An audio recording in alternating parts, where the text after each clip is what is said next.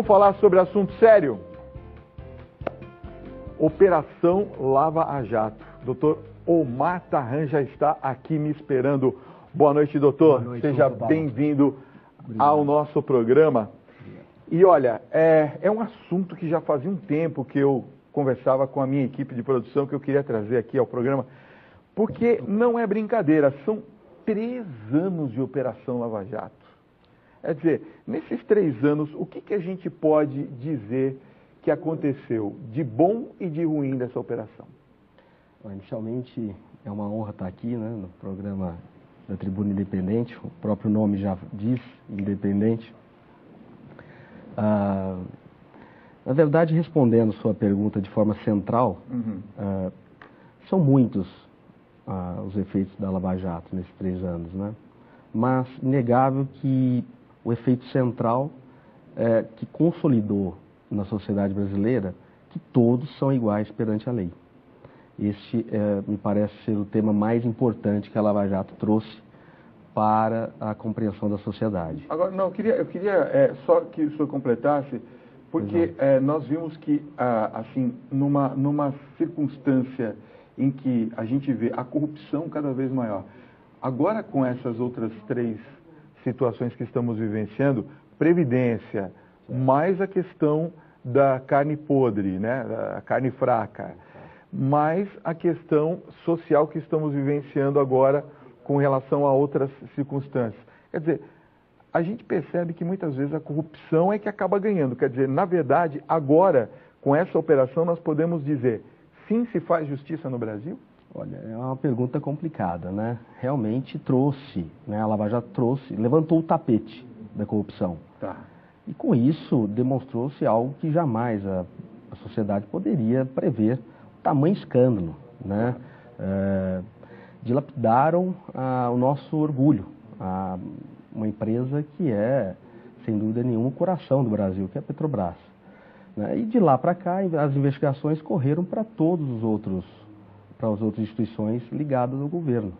Né? E demonstrou-se que essa relação público e privada realmente é completamente ineficiente. E trazendo a corrupção de uma maneira escancarada. Né? Então é isso que o Brasil agora enfrenta para combater a corrupção de frente, né? Com propósitos e uma reflexão de todos os segmentos, tanto jurídicos como judiciário, como o legislativo, né? Uma semana tensa e é o que nós temos que enfrentar agora, daqui em diante. Uma das coisas que eu gostaria que você comentasse com a gente é a figura do juiz Sérgio Moro. Sim. Primeiro, ele é um juiz de primeira instância, para que a gente entenda. Por que a figura dele se destacou e é tão importante para todos nós nessa questão da Lava Jato? Olha, a Lava Jato, na verdade, é a maior operação já realizada no Brasil e que está no mundo, ao combate da corrupção. O juiz Sérgio Moro, que é extremamente competente, um homem trabalhador, até eu estava falando com a Mavi, olha, não sei o momento que ele dorme, porque são tantas operações, tantas discussões, e que, queira ou não, ele está à frente com maestria, utilizando-se de armas, privilegiando, e aí há uma crítica, privilegiando um pouco a defesa, a acusação, né, e enfraquecendo um pouco a defesa, e aí merece algumas críticas, sempre no âmbito institucional. E a figura dele, ele se expôs, ele se especializou em Harvard, trouxe elementos novos do direito americano para o Brasil, né? Com isso enfrenta uma dificuldade nessa implementação, uma dificuldade do próprio segmento jurídico de entender, do qual eu faço parte. Realmente a nossa doutrina está baseada no direito romano, né? Muito diferente da parte negocial do direito americano. Eu queria que o senhor falasse um pouquinho também sobre a questão assim, dos excessos, porque nós vemos várias questões. Por exemplo, quando se levou o ex-presidente Lula naquela famosa situação do depoimento encaminhamento coercitivo, é isso? Condução coercitiva. Condução coercitiva, muito obrigado. Quer dizer, aí se falou, bom, estão se fazendo excessos, o Sérgio Moro faz o que ele quiser. Aí tivemos a questão da ex-presidente Dilma também, do vazamento daquelas informações. Na sua visão como profissional, houve excessos de fato?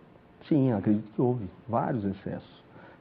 A própria condução coercitiva, não há previsão no Código de Processo Penal a utilização da forma que está sendo utilizada. Tá. Ele, ao dirigir dessa forma, causa excessos, porque a pessoa sequer tinha sido intimada, ele manda coercitivamente trazer a pessoa, o que não é previsto em lei. O artigo 218 do Código de Processo Penal é muito claro a respeito disso. Ele se equivoca com relação a isso. E outros excessos também com relação às prisões, prisões, os decretos prisionais com relação à prisão temporária, à prisão preventiva. Então, o que eu vejo é que há que se fazer críticas a ele, mas é uma reflexão que o sistema jurídico agora está enfrentando e que essas questões serão enfrentadas futuramente no Tribunal Superior. O Supremo vai vir enfrentar, já decidiu algumas questões, mas poucas, uma decisão de mérito apenas. Nós vamos ficar aguardando. O que ele utiliza bem é a mídia do lado dele. Sim. Realmente, ele utiliza a ferramenta, trazendo a opinião pública para esse enfrentamento, e que fica difícil, Fica difícil para aquela pessoa que está sendo investigada ou ali colocada, a forma com que vai enfrentar isso. Sim.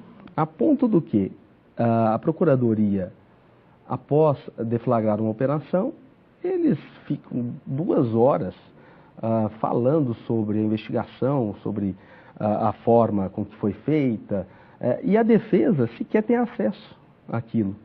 E isso prejudica muito a administração da justiça. O andamento. Enfraquece o advogado, enfraquece a forma com que o advogado vai conduzir, vai moldar a sua estratégia. E com isso, ele é muito hábil nessa questão. Doutor, tem uma pergunta que chegou aqui, eu separei. Vamos lá.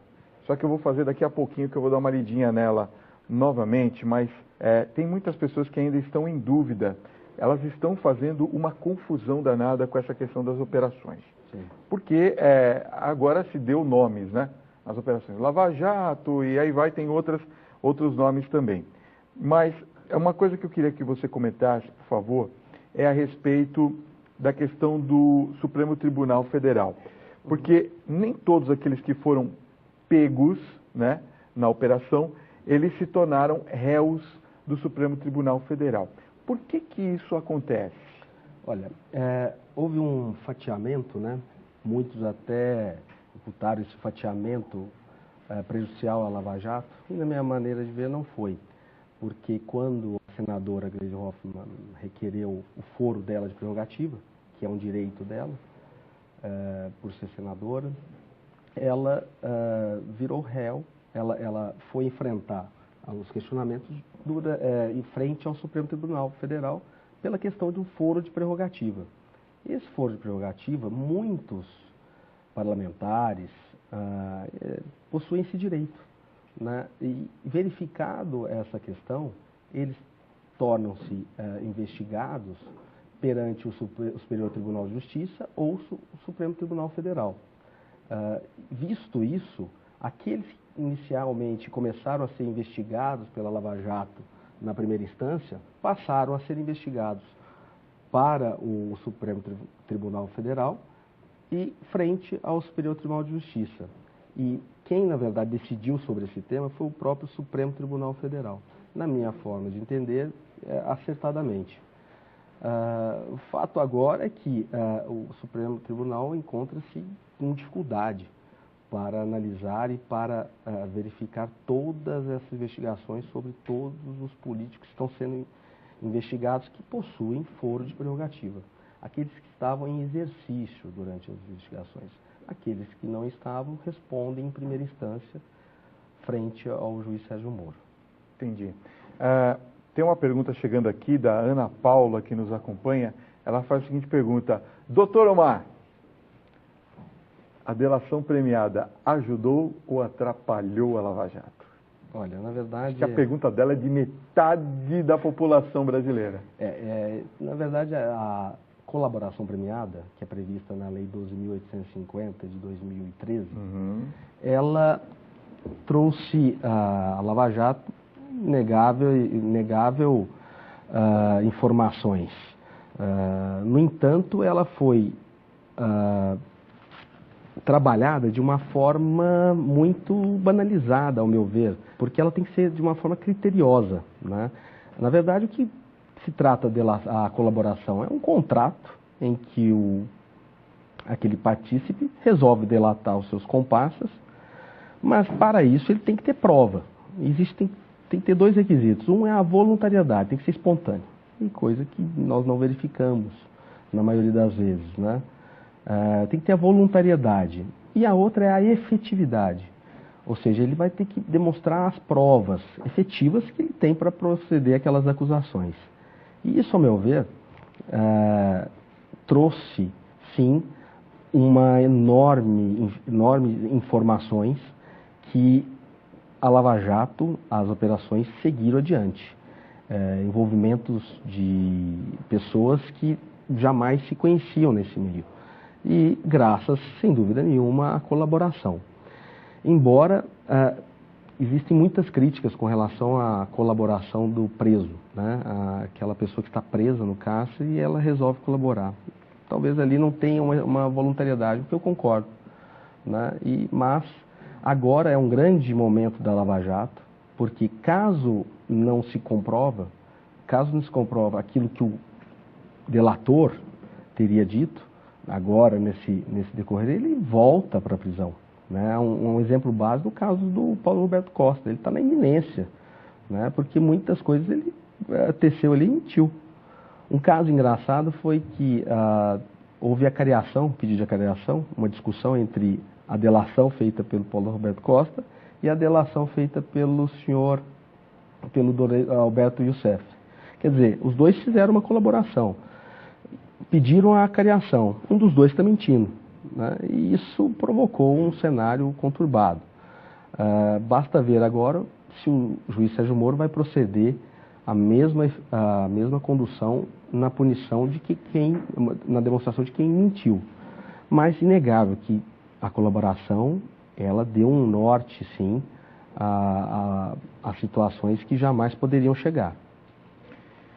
Vamos às perguntas bombas. A gente tem aqui também no programa as perguntas bombas enviadas pelos nossos telespectadores. Boa noite, Fábio. Eu sou Luiz Antônio Moretti. Doutor, por que o Lula ainda não foi preso? Olha, exatamente porque, a verdade, a prisão, ela se dá depois, existe a presunção de inocência aqui no Brasil, né? É um princípio constitucional que muito não tem se respeitado em algumas situações. E no caso do Lula, eu não sou advogado do caso, não conheço os autos, né? Mas pelo que a gente pode entender é que não houve a formação da culpa. A partir do momento que há prova suficiente, há formação e há o trânsito em julgado, assim que se recolher a prisão, caso for condenado transitando em julgado. No caso, me parece que ainda não teve. Tem uma outra pergunta bomba aqui também, perguntando, a pessoa não se identificou. Fábio, pergunta para o Dr. Omar qual a dificuldade que a Operação Lava Jato tem de investigar o PSDB.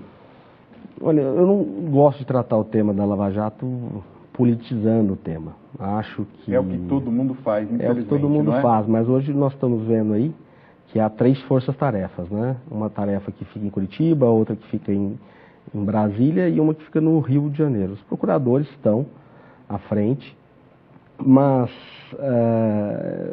fica o registro de que nós precisamos ter muito bom senso para avaliar essa questão.